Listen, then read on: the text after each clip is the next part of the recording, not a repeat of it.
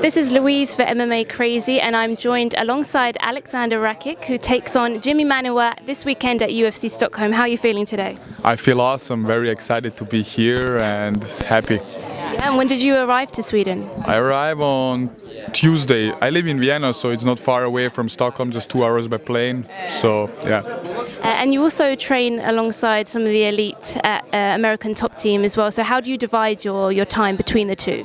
Yes, normally I do my camp in American top team. I go there like 2 months before the fight, be there like 6-7 weeks, and special for this fight I came 2 weeks earlier back to acclimatizate and to get an extra motivation and a boost to see my family, my wife, and yeah, in 2 weeks I finished my camp in Vienna, and on Tuesday was the day I arrived here, so feeling very good. Good. And you're taking on Jimi Manuwa.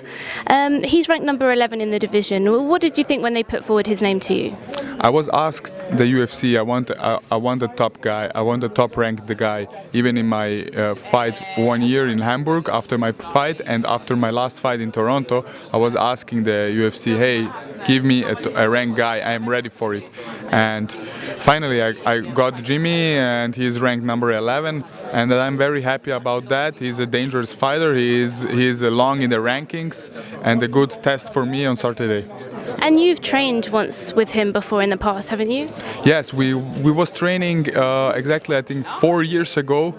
Here in Sweden, I was preparing for a fight in Vienna, Austria, and I come to the All-Stars gym, and he was there, so we train a couple of days together, and he was already in the UFC, and I was really excited to train with him, and now we are here. I make my way to the UFC and to this level, so I'm very happy about it.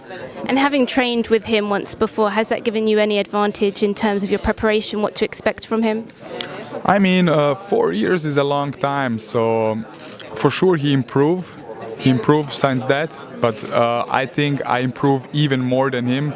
I was 4 years ago. I was like 23 years old, so I was pretty young. He was 35, I think, and in those 4 years, I improved like 200%. And I think Jimi don't improve so much because he's getting older, and I don't know how he trains, but for sure he don't train like hard as me and so often as me. Yeah. And he is coming off of those 3 losses. So how would you obviously said that you don't think he's improved very much. How would you assess his skill set now? We know Jimi. I know Jimi. He's a typical striker, so he goes for a knockout. He never shoot a takedown or a grappling, and of course he's gonna push forward, and he's gonna try to catch me with those hooks. But I'm prepared for him on the stand-up or on the wrestling. My background is also kickboxing, so I'm a stand-up guy. But I'm all-rounded and I'm more well-rounded than Jimi. Do you see any weaknesses or any holes that you think you're going to be able to exploit on Saturday night? Of course, everybody has weaknesses. Jimi, I think my wrestling and my grappling is better than him, but I don't want to underestimate him. I think by the years and he has a lot of fights and a lot of hard fights. His chin get a little bit weak, so he feel every punch. I don't want to say he got knocked out of every punch, but he feel every punch, and I think that's gonna be my advantage against him. So how do you see your hand getting raised then on Saturday? I see I'm gonna finish Jimi in the second round by TKO or submission. But for me, it's important to make a good performance, a good fight for me, for my coaches, and for the people around there.